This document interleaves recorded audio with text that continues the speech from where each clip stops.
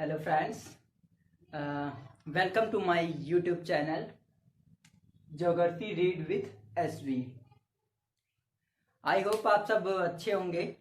और आज का जो हमारा चैप्टर है वो है इंडिया का स्थिति एवं विस्तार, यानी कि इंडिया का जो स्टेटस एंड एक्सपेंशन है उसके बारे में आज हम बात करेंगे। ठीक है, तो सबसे पहले हम बात कर लेते हैं जो आज के जो हमारे लर्निंग आउटकम्स हैं। ठीक है, तो उनकी बात करते हैं। तो सबसे पहले क्या है, जो हमारा भारत का क्षेत्रफल एवं उसका स्थिति एवं विस्तार के बारे में बात करेंगे। ठीक है, फिर दूसरा जो है भारत की उत्तरी एवं दक्षिणी विस्तार कितना है और पश्चिमी से पूर्व कितना विस्तार है उसकी बात करेंगे। और जो तीसरा हमारा लर्निंग आउटकम्स है तो उसमें हम क्या करेंगे, जो भारत के पड़ोसी देश हैं और उनसे जो संलग्न सीमाएं हैं उनकी बात करेंगे। और फिर हम लास्ट जो हमारा लर्निंग आउटकम्स है तो उसमें हम करेंगे जो भारत का टाइम जोन है। ठीक है, तो उसके बारे में बात करेंगे। तो सबसे पहले हम बात कर लेते हैं भारत के क्षेत्रफल की। तो जो भारत का क्षेत्रफल है, यानी कि जो पूरा भारत का ये जो मैप है, इसका जो क्षेत्रफल है वह है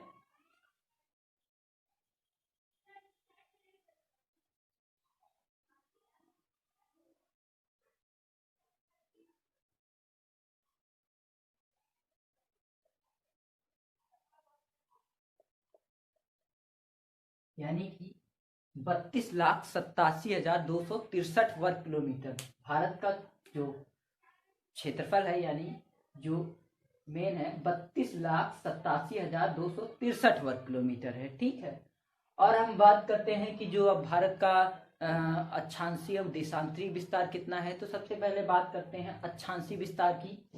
तो जो अक्षांशीय विस्तार है वह दक्षिण में भारत के केप कैमोरिन, यानी कि जो तमिलनाडु का यानी कि भारत का सबसे दक्षिणी बिंदु है वहां से स्टार्ट करते हैं। तो 8 डिग्री 4 मिनट नॉर्थ से लेकर ठीक उत्तर में जो हमारा इंदिरा काल बिंदु है, पॉइंट है, वहां 37 डिग्री 6 मिनट नॉर्थ तक है। यानी कि 8 डिग्री 4 मिनट नॉर्थ से लेकर 37 डिग्री 6 मिनट नॉर्थ तक इसका उत्तर दक्षिण अक्षांशीय विस्तार पाया जाता है।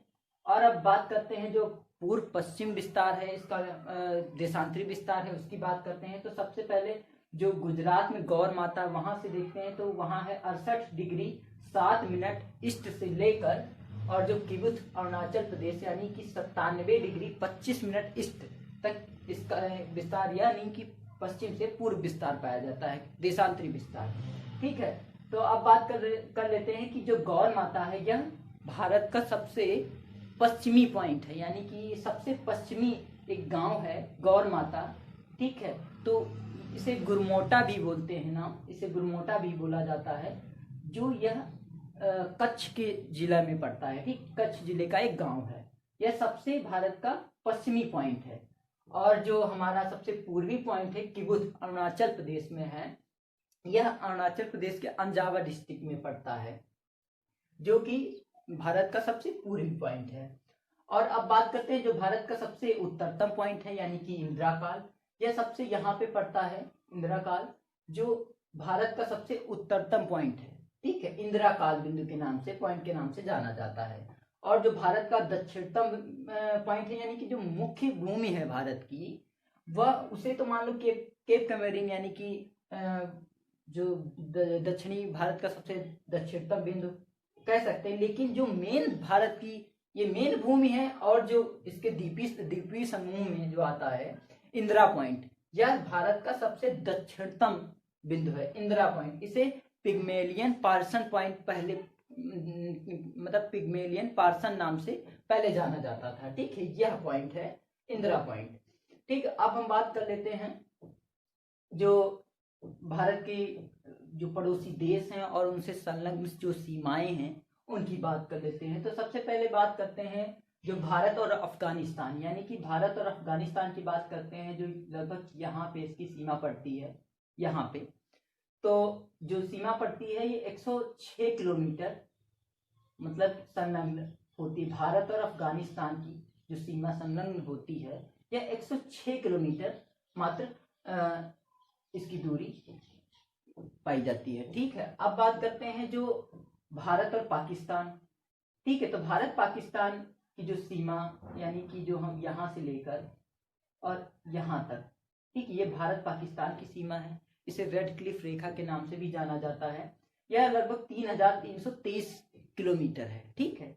इसकी लंबाई जो है इस मतलब भारत और पाकिस्तान के संलग्न जो रेखा है यानी कि रेड क्लिफ रेखा, ये 3323 किलोमीटर है, ठीक है। अब बात करते हैं जो आई यानी इंडिया और सी मतलब चाइना, इंडियन और चाइना की जो रेखा है यानी कि जो संलग्न सीमा मिलती है वो कितने किलोमीटर है, वो 3488 किलोमीटर है। यहाँ से चाइना का हिस्सा पड़ता है, ठीक है, और यहाँ तक अरुणाचल प्रदेश तक, यानी कि जम्मू कश्मीर से लेकर और यह हिस्सा और यहाँ पे जो हिस्सा पड़ता है, ये पूरी सीमा चाइना की यहाँ तक। तो इसका जो मतलब लंबाई है वह 3488 किलोमीटर है, ठीक है। अब बात करते हैं भारत और नेपाल की जो संलग्न सीमा है, वह यहाँ उत्तराखंड से लगा के और यहाँ सिक्किम तक जो सीमा नेपाल की पड़ती है वह 1751 किलोमीटर, कितनी, 1751 किलोमीटर। अब बात करते हैं यानी कि भूटान की, जो यह भूटान की है, ये 699 किलोमीटर सीमा पड़ती है यहाँ से लेकर और यहाँ तक। फिर बात करते हैं भारत और म्यांमार की सीमा, जो कि यहाँ से लगा के यहाँ तक पड़ता है म्यांमार, हालांकि नीचे तक है, लेकिन हम भारत की सीमा से देखेंगे तो इसकी जो मेन है वह 1643 किलोमीटर लंबाई इस सीमा की पाई जाती है, ठीक है। और अब बात करते हैं जो बांग्लादेश की, ये भारत की सबसे ज्यादा दूरी की सीमा पाई जाती है, यानी कि सबसे बड़ी संलग्न रेखा है वह बांग्लादेश की है, जिसकी लंबाई 4096 किलोमीटर है। यानी कि जो भारत और बांग्लादेश की यह सीमा है ये 4096 किलोमीटर पाई जाती है, ठीक है। तब इसके अलावा जो पड़ोसी देशों की बात करें तो यहाँ पे श्रीलंका है, हालांकि उसकी कोई सीमा नहीं संलग्न है, सीमा संलग्न नहीं है, लेकिन पड़ोसी देश के रूप में श्रीलंका भी जाना जाता है। और एक है यहाँ पे मालदीव, जिसकी राजधानी माले है और श्रीलंका की राजधानी श्री जयवर्धनेपुरम है, ठीक है। तो ये पड़ोसी देश हो गए।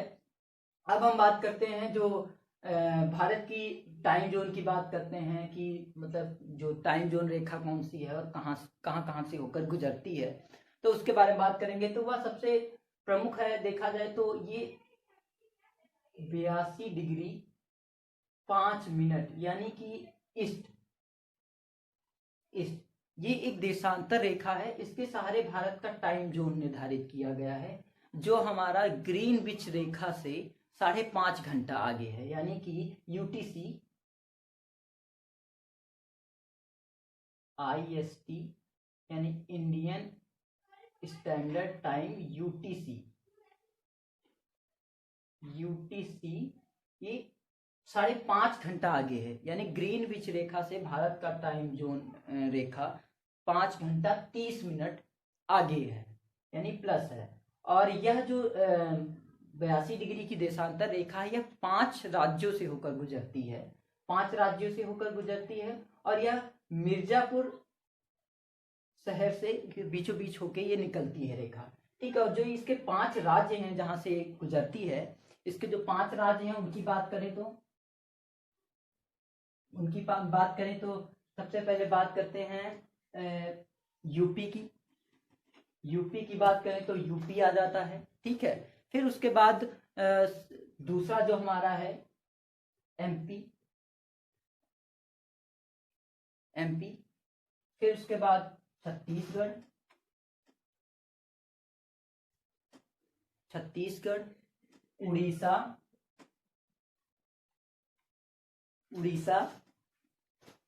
और फिर उसके बाद बात करते हैं जो आंध्र प्रदेश, ठीक। तो ये 5 राज्य हैं जिनसे होकर यह जो टाइम जोन रेखा है गुजरती है, ठीक है। तो सिंपल सा है कि ये 5 राज्यों से होकर भारत की टाइम रेखा गुजरती है, ठीक है। और ये मुख्य तौर पे मिर्जापुर होके निकलती है, ठीक है। अब हम बात करते हैं सीधे तौर पे जो इसके अलावा अगर जो बात करें तो टाइम जोन जो दो टाइम जोनों की मांग हो रही है, लेकिन अभी तक ये पारित नहीं हो पाया है। हालांकि एक अरुणाचल प्रदेश में मांग हो रही है और एक गुजरात में मांग हो रही है, लेकिन अभी तक जो हमारा टाइम जोन है वो ये 82.5 देशांतर ही माना जाता है। अब हम बात करते हैं सीधे जो हमारा कर्क रेखा जो भारत के मध्य से होकर गुजरती है, वो 23.5 डिग्री नॉर्थ, यानी कि जो ये 23.5 डिग्री की रेखा या हमारी कर्क रेखा है जो 8 राज्यों से होकर गुजरती है। ठीक है, ये 8 राज्यों से होकर गुजरती है। इसमें से बात करते हैं सीधे तौर पे जो 8 राज्य हैं, तो सबसे पहला तो गुजरात से होकर निकलती है, राजस्थान,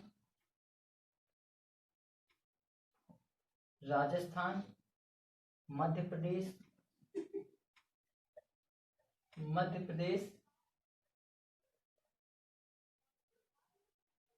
छत्तीसगढ़,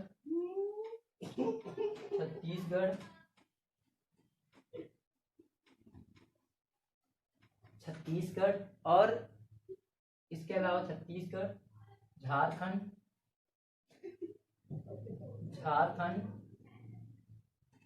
त्रिपुरा,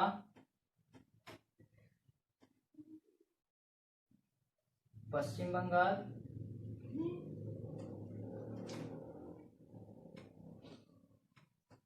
और मिजोरम। ये 8 राज्यों से होकर कर्क रेखा गुजरती है। ठीक है, तो हमारा जो पहला हो गया कि क्षेत्रफल हो गया भारत का। ठीक है, फिर उसके बाद देशांतरी अक्षांशीय एवं देशांतरी विस्तार हो गया, और भारत के जो पड़ोसी देश हैं और उनकी जो सीमाएं हैं वो हो गई, और उसके बाद हमारा टाइम जोन हो गया, जो भारत की टाइम जोन रेखा है वो भी हो गई, उसको हमने डिस्क्राइब कर दिया। और बाद में जो हमने अभी कर्क रेखा 23.5 डिग्री से होकर भारत के मध्य से होकर गुजरती, 8 राज्यों से होकर गुजरती है। ठीक है, तो ये हो गई। और जो पड़ोसी देश की सीमाओं के साथ साथ इसकी जो पड़ोसी मतलब कि जो देश हैं उनके साथ जितनी भी संलग्न सीमाएं हैं, उनकी बीच की जो मतलब कि संलग्न सीमा है कितने किलोमीटर है उसका भी हमने डिस्क्राइब किया है। ठीक है फ्रेंड।